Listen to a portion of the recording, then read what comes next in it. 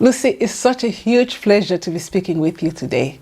And first, let me just say, huge congratulations on receiving the Order of the British Empire in the King's Honours Award.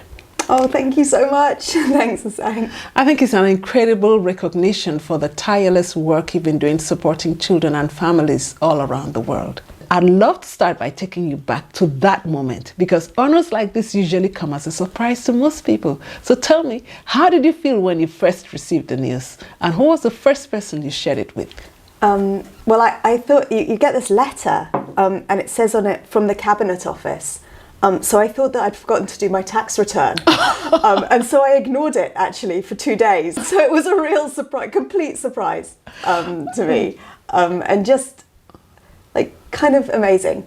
I believe that one of the major reasons for this recognition is the impact of the Parenting for Lifelong Health programs, which are now helping families across continents and have had huge global impacts. What has been most exciting and most challenging about scaling these programs worldwide?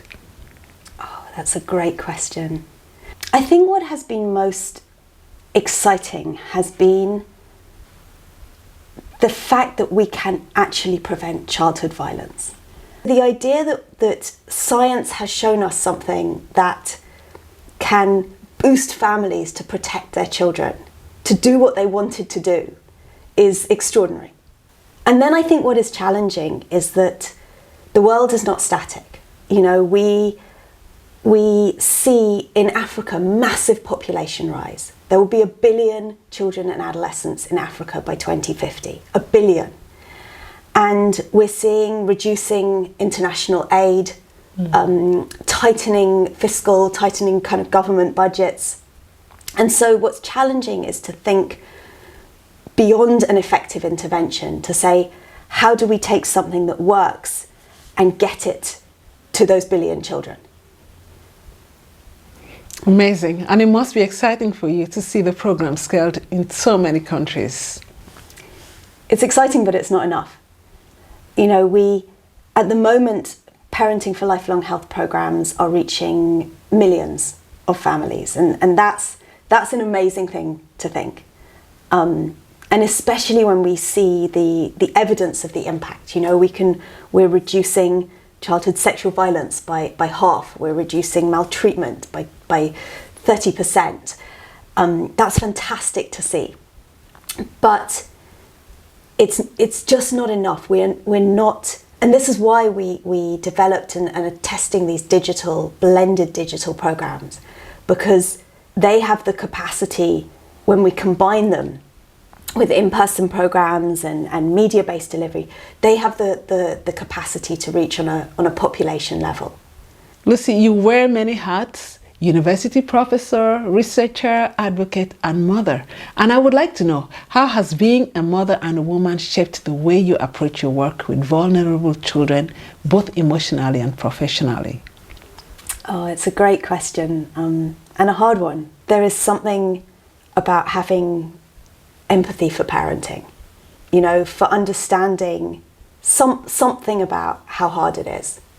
And then if we think about mothers all around the world, and sometimes it's not a biological mother, it's an aunt or a grandma or a foster mother. Yeah. What are the challenges that they're facing? Are they traveling 4 hours to work and back? Are they not having work and seeking it? Are they worrying about how they're going to feed their family at the end of the week?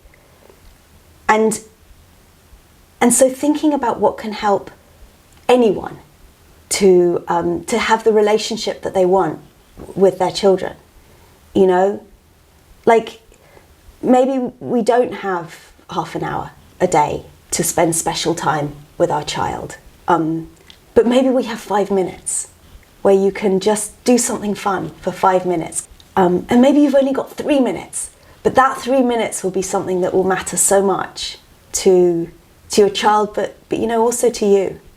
What areas of child and adolescent support do you think are most urgently in need of attention today, particularly in the Global South?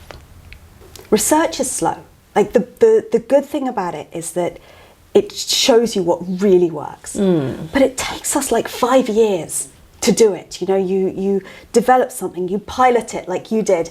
You test it in multiple different ways. You conduct randomized trials. They're slow and time consuming and expensive.